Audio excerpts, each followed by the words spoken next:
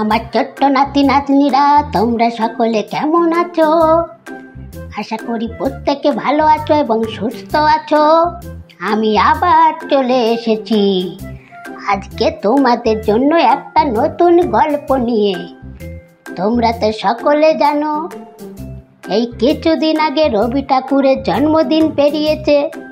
তোমাদেরকে একটা গল্প শুনিয়েছি, তো তোমাদের কেমন লেগেছে আগের গল্পটা? তোমরা তো কমেন্ট করে জানাচ্ছ না। সকলে জানাও, ঠিক আছে, কেমন লেগেছে। তো আজ তোমাদের জন্য আমি একটা নতুন গল্প নিয়ে হাজির হয়ে গেছি। আজ রবি ঠাকুরের একটা গল্প শোনাবো তোমাদেরকে। কেমন? রবি ঠাকুরের লেখা। দেখি আজ তোমাদের জন্য আমার এই ঝুলি থেকে কি গল্প বেরোচ্ছে। আজকে আমাদের ঠাকুমার ঝুলি থেকে যে গল্পটি বেরোলো সেটি হলো বিশ্বকবি রবীন্দ্রনাথ ঠাকুরের লেখা ছোট গল্প শোভা। রবীন্দ্রনাথ ঠাকুর জন্মগ্রহণ করেছিলেন 1861 খ্রিস্টাব্দের 7ই মে, বাংলায় 1268 বঙ্গাব্দের 25শে বৈশাখ। তিনি জন্মগ্রহণ করেছিলেন কলকাতা জোড়াসাঁকো ঠাকুর পরিবারে। পিতা ছিলেন মহশ্রী দেবেন্দ্রনাথ ঠাকুর ও মাতা শ্রীমতী সারদা দেবী। রবীন্দ্রনাথ ঠাকুর ছিলেন পিতামাতার চতুর্দশতম সন্তান। রবি ঠাকুর অজস্র নাটক, উপন্যাস, ছোট গল্প, কাব্যগ্রন্থ, গান ইত্যাদি রচনা করেন, যা বলে শেষ করা যাবে না। রবীন্দ্রনাথ ঠাকুরের লেখা কয়েকটি উপন্যাস হল রাজর্ষি, চোখের বালি, বউ ঠাকুরানীর হাত, 4 অধ্যায় ইত্যাদি। কয়েকটি কাব্যগ্রন্থ হল পুনশ্চ, পত্রপুত, খনিকা, গীতালি, চৈতালি ইত্যাদি। তিনি গীতাঞ্জলি কাব্যগ্রন্থটি রচনা করে 1913 খ্রিস্টাব্দে নোবেল পুরস্কার পেয়েছিলেন। তিনি ছোটদের জন্য লিখেছিলেন শিশু ভোলানাথ, সহজ পাঠ ইত্যাদি। এছাড়াও তিনি লিখেছিলেন ছোট গল্প। ছোট গল্পের গদ্যগ্রন্থ হল গল্পস্বল্প ও গল্পগুচ্ছ। আজকের আমাদের শোভা গল্পটি নেওয়া হয়েছে গল্পগুচ্ছের প্রথম খণ্ড থেকে। এটি প্রকাশিত হয় সাধনা পত্রিকায়। তাহলে শুরু হচ্ছে আজকের গল্প শোভা। এই গল্পের গল্পপাঠী জয়ন্তী হাঁসদা এবং সূত্রধর আমি আকাশ বাদ্যকর।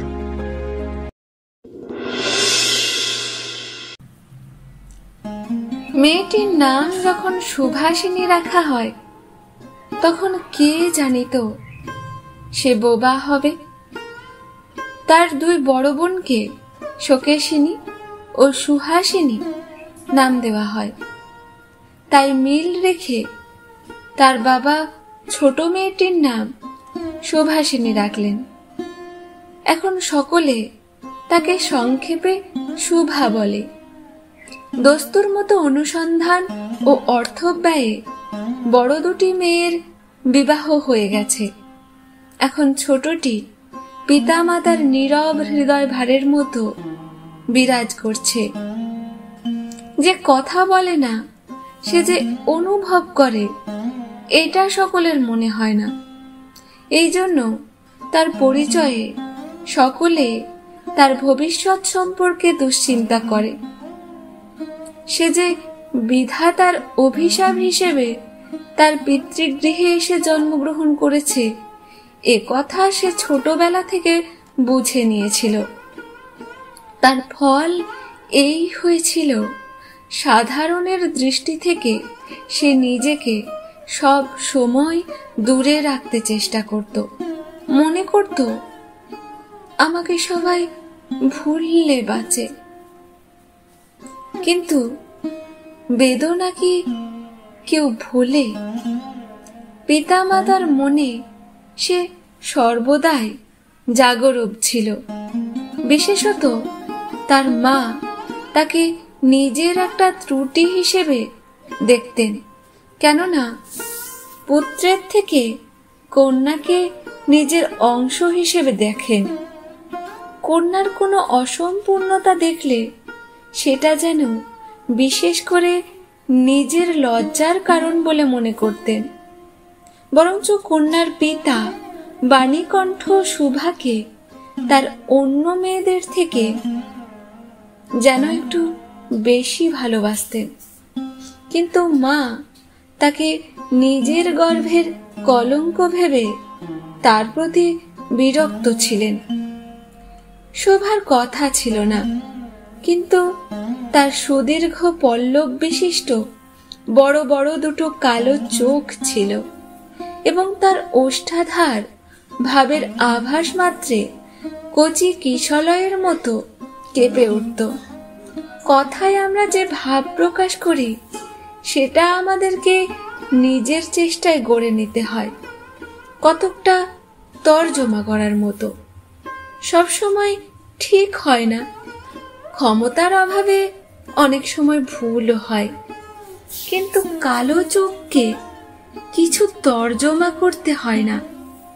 মন আপনি তার উপর ছায়া ফেলে, ভাব আপনি তার উপর কখনো প্রসারিত, কখনো মোদিত হয়, কখনো উজ্জ্বল হয়ে জ্বলে ওঠে, কখনো ম্লান হয়ে নিভে আসে, কখনো অন্তমান যন্ত্রের মতো অনিমেষভাবে চেয়ে থাকে, কখনো দ্রুত চঞ্চল বিদ্যুতের মতো দিক বিদিক ধী করে ওঠে।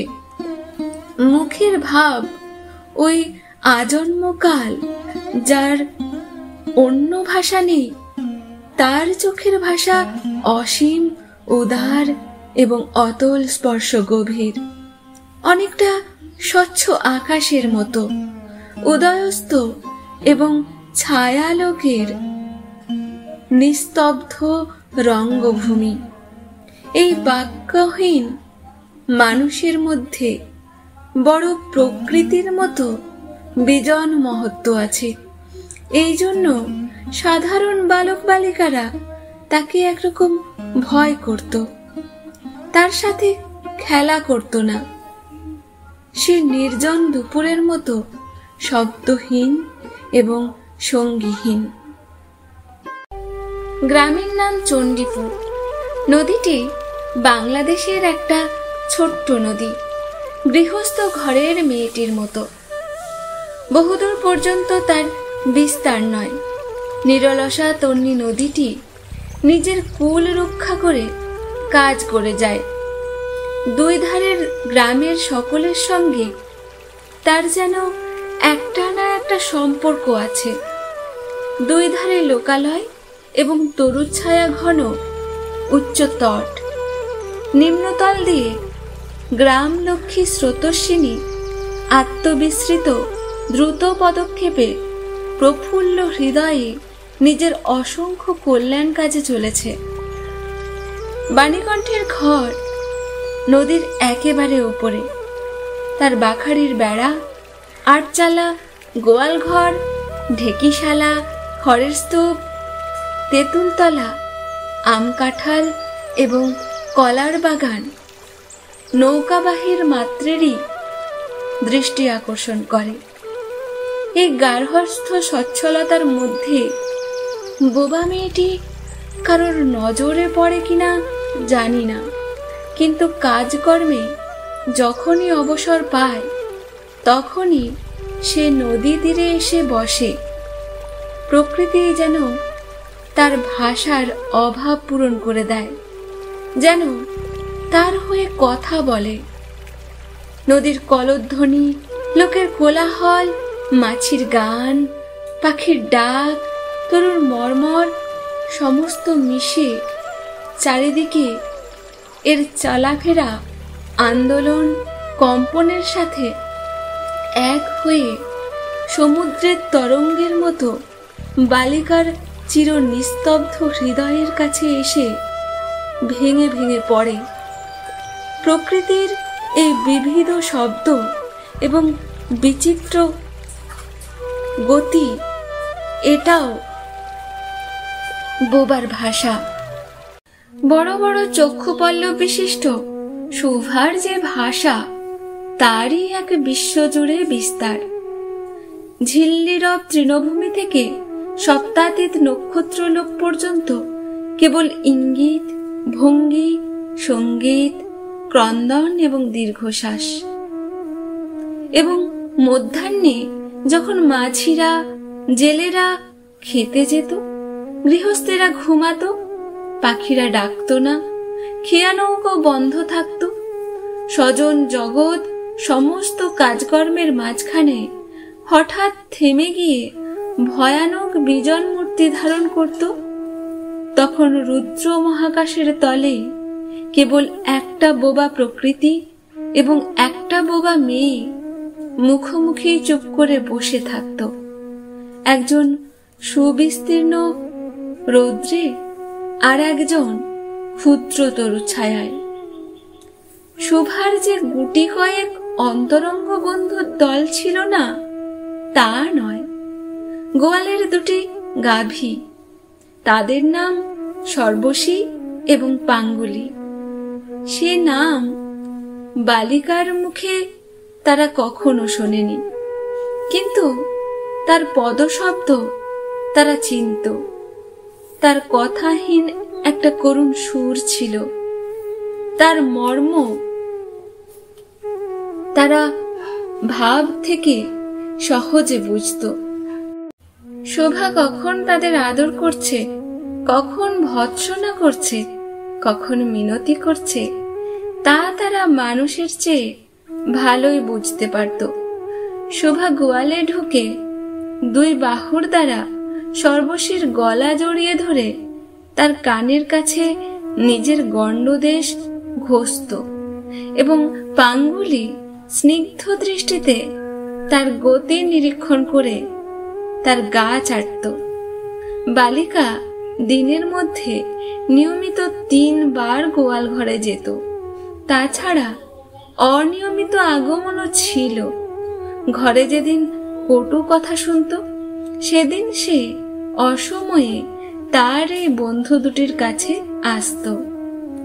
তার সহিষ্ণুতা পরিপূর্ণ বিষাদ শান্ত দৃষ্টিপাত থেকে তারা কি এক অন্ধ অনুমান শক্তির দ্বারা বালিকার মর্মবেদনা যেন বুঝতে পারত এবং শুভার গা ঘেঁষে এসে অল্পে অল্পে তার বাহুতে শিং ঘষে ঘষে তাকে নির্বাক ব্যাকুলতার সাথে সান্ত্বনা দিতে চেষ্টা করত। এরা ছাড়া ছাগল এবং বেড়াল ছানাও ছিল, কিন্তু তাদের সঙ্গে শোভার এইরকম সমান বন্ধুত্ব ছিল না। তবুও তারা যথেষ্ট আনুগত্য প্রকাশ করত। বিড়াল শিশুটি দিনে এবং রাত্রে যখন তখন শোভার গরম কোলটি নিঃসংকোচে অধিকার করে সুনিদ্রার আয়োজন করত এবং শোভা তার গলায় ও পিঠে কোমল আঙুল বুলিয়ে দিলে যে তার নিদ্রা আকর্ষণের বিশেষ সহায়তা হয়, ইঙ্গিতে এইরকম অভিপ্রায় প্রকাশ করত। উন্নত শ্রেণীর জীবের মধ্যে শোভার আরো একটা সঙ্গী জুটেছিল, কিন্তু তার সাথে মেয়ের ঠিক কেমন সম্পর্ক ছিল তার নির্ণয় করা কঠিন, কারণ সে ভাষা বিশিষ্ট জীব। সুতরাং উভয়ের মধ্যে সমভাষা ছিল না। গোসাইদের ছোট ছেলে এটি, তার নাম প্রতাপ। লোকটি নিতান্ত অকর্মণ্য ছিল। সে যে কাজকর্ম করে সংসারের উন্নতি করতে যত্ন করবে, বহু চেষ্টার পর বাপ মা সে আশা ত্যাগ করেছেন। অকর্মণ্য লোকের একটা সুবিধা এই যে আত্মীয় লোকেরা তাদের উপরে বিরক্ত হয় বটে, কিন্তু প্রায় তারা নিঃসম্পর্ক লোকেদের কাছে প্রিয় পাত্র হয়, কারণ কোনো কাজে আবদ্ধ না থাকাতে তারা সরকারি সম্পত্তি হয়ে ওঠে। শহরে যেমন এক আধটা গৃহ সম্পর্কহীন সরকারি বাগান থাকা আবশ্যক, তেমনি গ্রামে 2-4টে অকর্মণ্য সরকারি লোক থাকা প্রয়োজন। কাজে কর্মে আমোদে অবসরে যেখানে একটা লোক কম পড়ে সেখানেই তাকে হাতের কাছে পাওয়া যায়। প্রতাপের প্রধান শখ ছিল ছিপ ফেলে মাছ ধরা। এতে অনেকটা সময় সহজে কাটানো যায়। অপরাহ্নে নদী তীরে একে প্রায় এই কাজে নিযুক্ত দেখা যায় এবং এই উপলক্ষে শোভার সাথে তার প্রায় দেখা সাক্ষাৎ হতো। যে কোনো কাজেই নিযুক্ত থাক, একটা সঙ্গী পেলে প্রতাপ থাকে ভালো। মাছ ধরার সময় বাক্যহীন সঙ্গী সর্বাপেক্ষা শ্রেষ্ঠ। এই জন্য প্রতাপ শোভার মর্যাদা বুঝত। এই জন্যে সকলেই শোভাকে শোভা বলতো। প্রতাপ একটু অতিরিক্ত আদর সংযোগ করে শু বলে ডাকত। শোভা তেঁতুল তলায় বসে থাকত এবং প্রতাপ একটু দূরে মাটিতে ছিপ ফেলে জলের দিকে চেয়ে থাকত। প্রতাপের একটা পান বরাদ্দ ছিল। শোভা তা নিজে সাজিয়ে আনত এবং বোধ করি অনেকক্ষণ বসে বসে চেয়ে চেয়ে ইচ্ছা করত প্রতাপের কোনো একটা বিশেষ সাহায্য করে, একটা কোনো কাজে লাগে।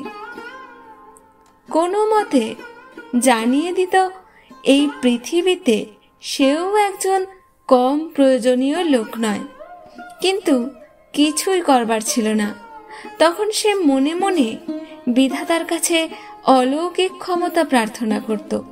মন্ত্র বলে হঠাৎ এমন একটা আশ্চর্য কাণ্ড ঘটাতে ইচ্ছা করত যা দেখে প্রতাপ আশ্চর্য হয়ে যেত। বলিত, তাই তো, আমাদের শুভির এত ক্ষমতা, তা তো জানতাম না। মনে করো শোভা যদি জলকুমারী হতো, আস্তে আস্তে জল থেকে উঠে একটা সাপের মাথার মণি ঘাটে রেখে যেত। প্রতাপ তার তুচ্ছ মাছ ধরা রেখে সেই মানিক নিয়ে জলে ডুব মারত এবং পাতালে গিয়ে দেখত রূপার অট্টালিকায় সোনার পালঙ্কে কে বসে। আমাদের বাণীকণ্ঠের ঘরের সেই বোবা মেয়ে সু, আমাদের সু এই মণিদীপ্ত গভীর নিস্তব্ধ পাতালপুরের একমাত্র রাজকন্যা, তা কি হতে পারত না? তা কি এতই অসম্ভব? আসলে কিছুই অসম্ভব নয়, কিন্তু তবুও সু প্রজাশূন্য পাতালের রাজবংশে না জন্মে বাণীকণ্ঠের কোলে এসে জন্মেছে এবং গোসাইদের ছেলে প্রতাপকে কিছুতেই আশ্চর্য করতে পারছে না। শোভার বয়স ক্রমে বেড়ে উঠছে।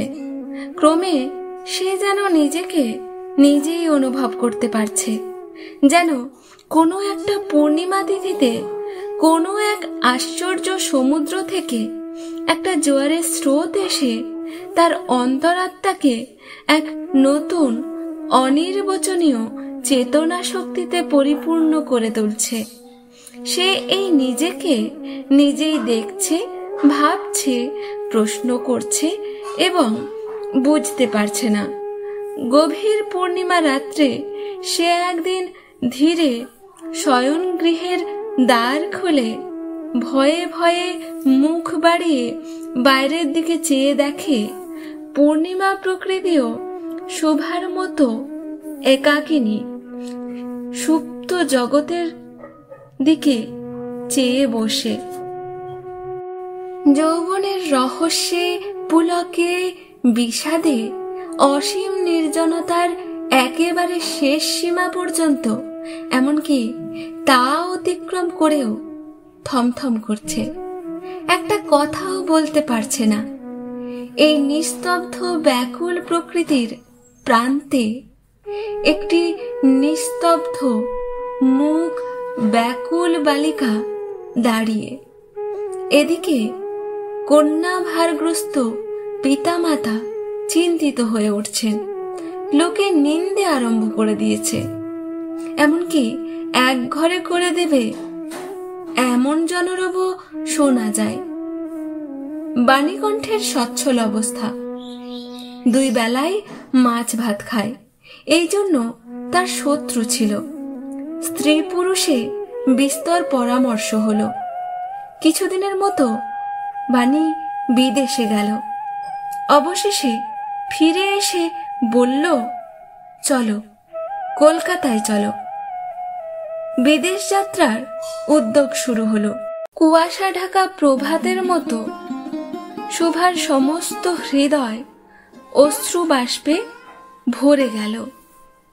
একটা অনির্দিষ্ট আশঙ্কা বসেই সে কিছুদিন ধরে ক্রমাগত নির্বাক জন্তুর মতো বাবা মার সঙ্গে সঙ্গে ফিরত। ডাগর চোখ মেলে তাদের মুখের দিকে চেয়ে কি একটা বুঝতে চেষ্টা করত, কিন্তু তারা কিছুই বুঝিয়ে বলতেন না। ইতিমধ্যে একদিন জলে ছিপ ফেলে প্রতাপ হেসে বলল, কি রে সৌ, তোর নাকি বর পাওয়া গেছে? তুই নাকি বিয়ে করতে যাচ্ছিস? দেখিস আমাদের আবার ভুলিস নে। বলে আবার মাছের দিকে মনোযোগ করল। মর্মবিদ্ধ হরিণী ব্যাধের দিকে যেমন করে তাকায়, নীরবে বলতে থাকে,